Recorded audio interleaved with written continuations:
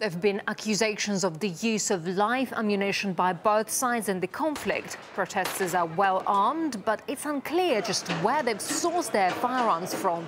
They were also using grenades, fireworks and Molotov cocktails against law enforcers. Others threw rocks, wielded baseball bats and metal rods. Attempts were also made to ram trucks through police cordons. Let's now get some analysis from Srdja Trifkovic, Foreign Affairs Editor for the Chronicles magazine. Mr. Trifkovic, of course we understand that the EU is talking about imposing sanctions on the authorities to those who's responsible for violence in Ukraine. But can we expect them to be fair? Can we expect them to single out who's behind those protests, who's behind that violence there? Well, absolutely not, because we have witnessed brazen hypocrisy from the European Union ever since the beginning of this crisis. And let us just remember the list of various EU functionaries and ministers from member countries, such as Poland, Germany and Lithuania, who actually went to Ukraine in December to harangue the demonstrators in Kiev.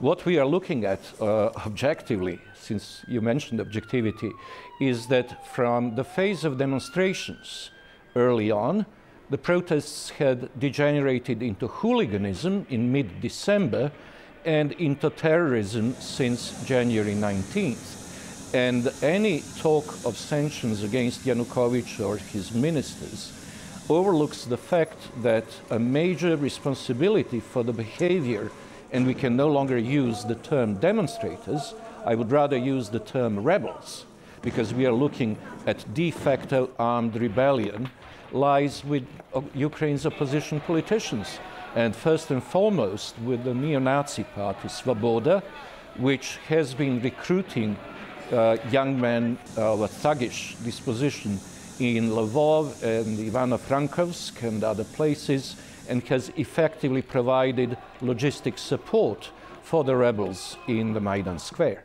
But of course, there's no doubt that the EU is concerned about the events that are going on in Ukraine right now, because all the violence, all the bloodshed is happening in its backyard. Of course, Europe should react somehow, don't you think? Yes, and an even-handed reaction would have entailed not only pressure on Ukraine's authorities, but also pressure on opposition figures to call on the demonstrators to cease and desist. And that we haven't witnessed so far. Quite the contrary, I think that the pressure that Yanukovych finds himself under is due to all the concessions that he made in the last days of January, with Prime Minister Azarov's resignation, with the withdrawal of the restrictive law on public assembly, and with the offer of amnesty. Now, if you make unreciprocated gestures of conciliatory nature, unfortunately tends to be interpreted as a sign of weakness.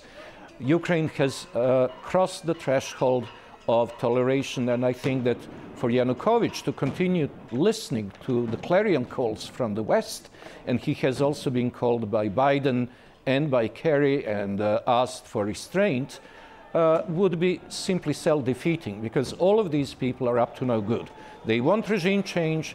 They're interested in a geopolitical control over the key country in Central Eastern Europe that links Russia with Europe's heartland, and they will not stop, as we know from Victoria Nuland's talks with her ambassador in Kiev. They will not stop by means foul or fair until that goal is achieved.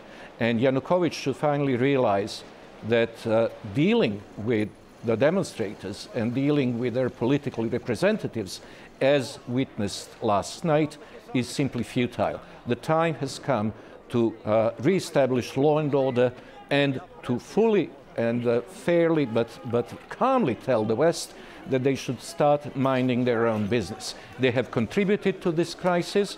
They have aided and abetted, both propagandistically and logistically, the rebellion, which is the true stage we have, and they should now make amends for that. Yeah, Srdja Trifkovic, Foreign Affairs Editor for the Chronicles magazine. Mr. Trifkovic, thank you very much indeed for your time and sharing your views with us.